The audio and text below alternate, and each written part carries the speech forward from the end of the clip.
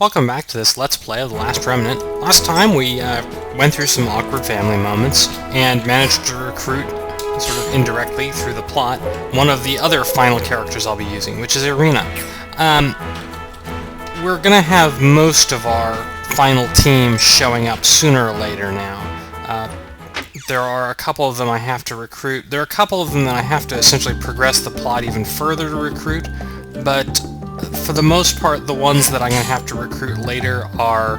I'm going to have to get through some pretty major fights, and so I'm actually going to have to build a team now before I get through to them. The character here I'm picking up is Zolean. There's another character later, Univer, who's very similar, and you really you could use both of them, I guess, but Zolean's big perk is that he has very high hexes to begin with. He's really just a very good caster.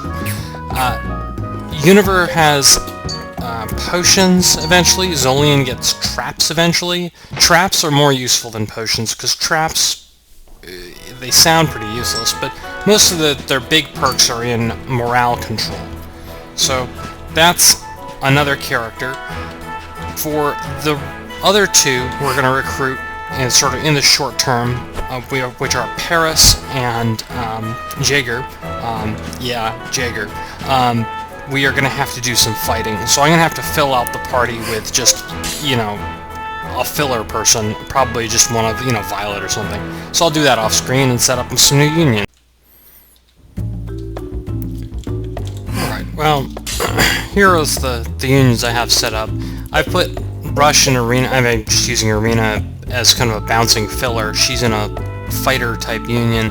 She doesn't really get much in the way of offensive skills. She's mostly just a healer. I guess I'll leave that on.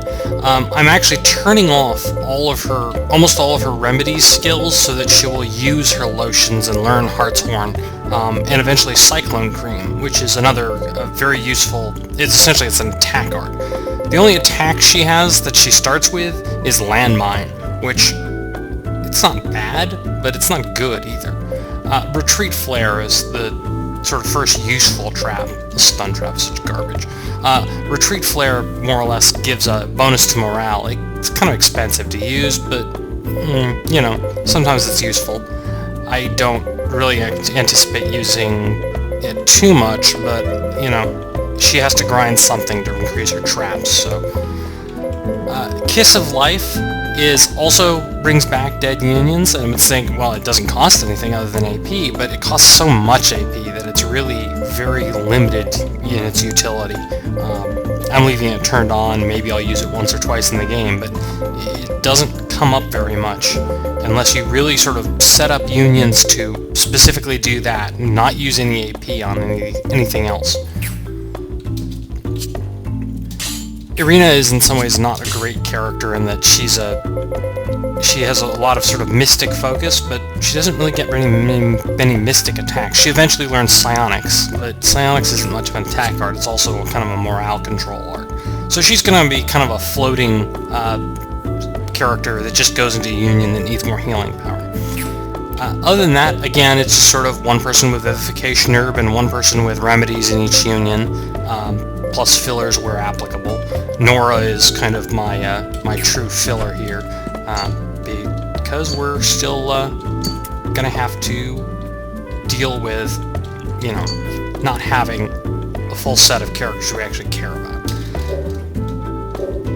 And this old lady who knows... We're here on the Athlum pub, and you have to talk to the old lady who knows Emmy.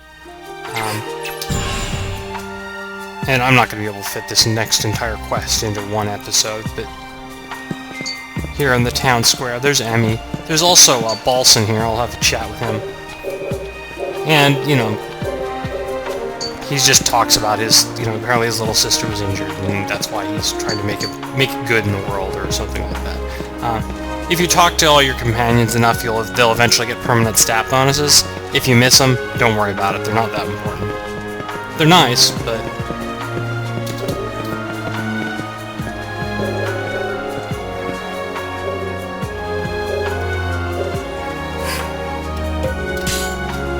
Anyway, someone has challenged Emmy to a duel, and they, for some reason, decided to challenge her to a duel in the middle of Avacliff, which means we're going to have to do a lot of running around to get there.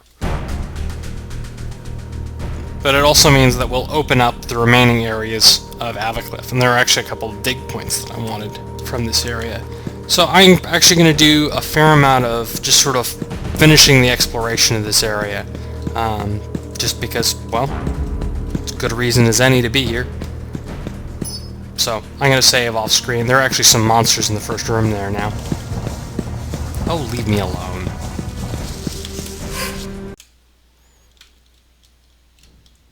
And I may actually do some just wandering around here, but try to avoid unnecessary fights.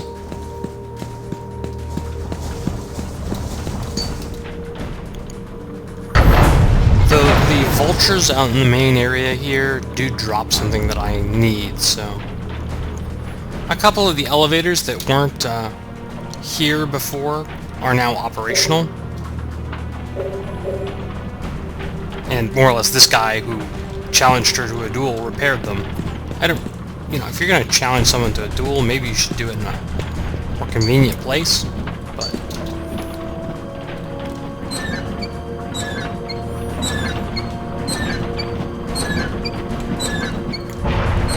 Oops.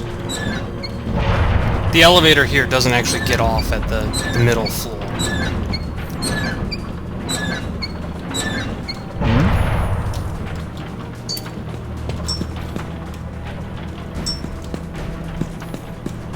Chest over there I can pick up.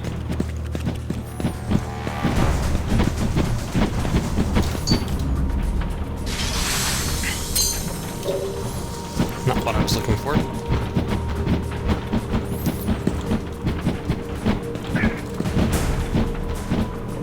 And the reason why you're hearing those flapping sounds and it sounds like something's chasing me is because one of the vultures on the upper level is going after me.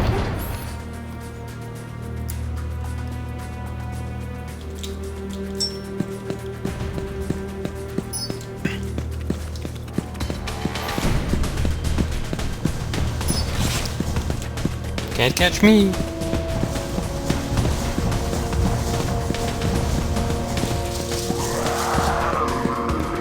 There are actually a couple more Jana parts I need too, so...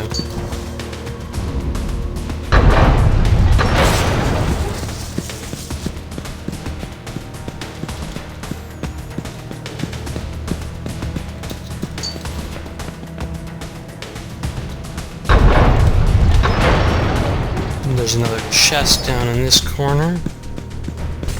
This is the lowest level.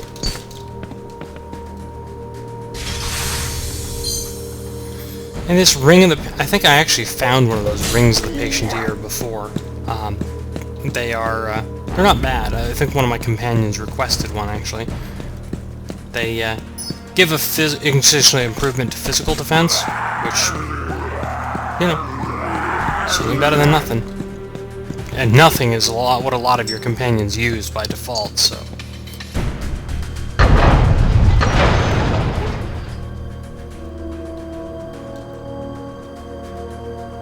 The companion requesting equipment thing is another one of those quirks to the game, which really just adds a lot of complexity, and maybe not at an advantage for gameplay purposes, but it is a lot cheaper than having to build equipment for all your companions. There are hacks and mods for the game that will let you directly modify your companion's equipment. I suppose that simplifies things, but it is kind of one of the quirks to the game, so...